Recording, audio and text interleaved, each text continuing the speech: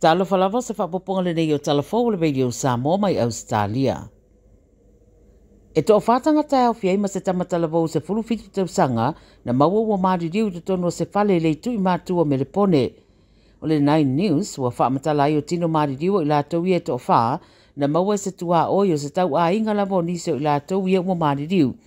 E le o mautino le mafua anga le maari riu o i lātou ia ono lo whaatino neiso e suenga leo leo. Ai le temine i e fua le ripoti e leo iei se tūlanga masalumia o se whaalave lave ma ua tāpena fo i le ripoti mo le coroner. O nisi ripoti ua whitau wa ina ai o le overdose, ia le o whaamaunia le tūlanga le teminei a o tādi ai le i unga o suenga o lo o whanga solo. O seri e lua su tolu tau sanga wa pueina lau su e leo ma mōri e le whaalablawe u whitau wa ina ilo na whao o rima i se ape taavale o le upa ma ngau iela na taavale le tu i mātu i se si fōsini. E maina o so whai e leo le whale le tangata le Winston Hills i le Astonarafi a o whai loe leo sa maua i le whale le telefoni whea avea ai ma lava na la e ina i le nei ali i le teimi le whaalablawe pe o na tā ua.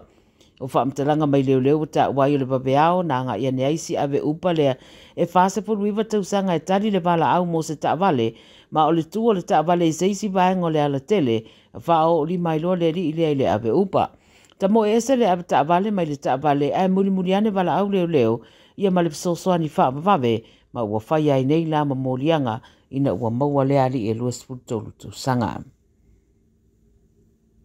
O ngai o inga masalomia se taseri i se lotu i reitu i se sae o sini, ua pue ai e leo ma whaia Iesu e suenga.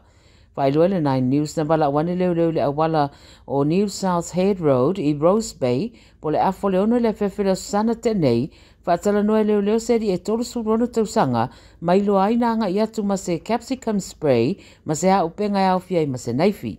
Na pue mai ai loe leo ma avelo lato ofisa i Waverley, ma moli ai. O te tala lai tua e tura i whamsinonga i Downing Centre i lesa ruaspulu no Iulai au le kalesia le St. Mary Magdalene i Rose Bay le na nga i atu iei le tangata ma u whailoi le lipoti pe amara se lau 5 tangata lotu sa iei le tapua inga i le aso saa le asalia na se imawai atu nei.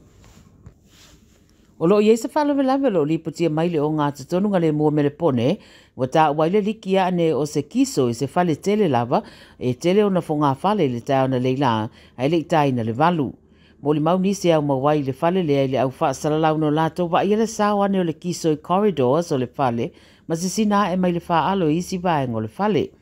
Mau ele tinei mu se laino le kiso wa afia il whonga whale luas puntasi o le whale tele, ma ua masaa ane ele sidia ma le se lau lita o le kiso. O le ripote o pitola tamai wa ta wai wa mai ona toi whale leia le liki ele tinei mu, a lo tau wha mamamea na whale angaina. Wa ave sea ua mai tangata mai lea no fuanga ele stasi o wha mnua lia, a wa tapuni a fwoi mga ala o wha atino ngā ruenga a leo ma le tinei mu.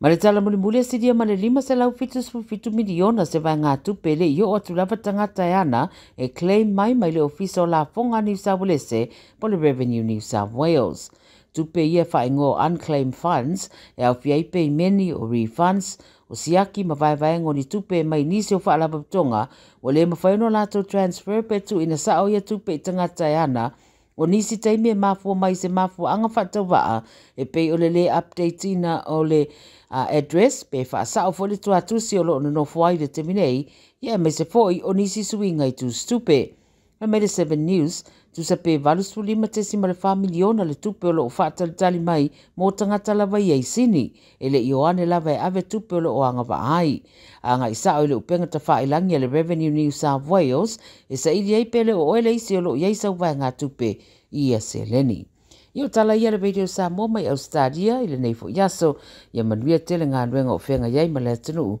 pasoi fuea.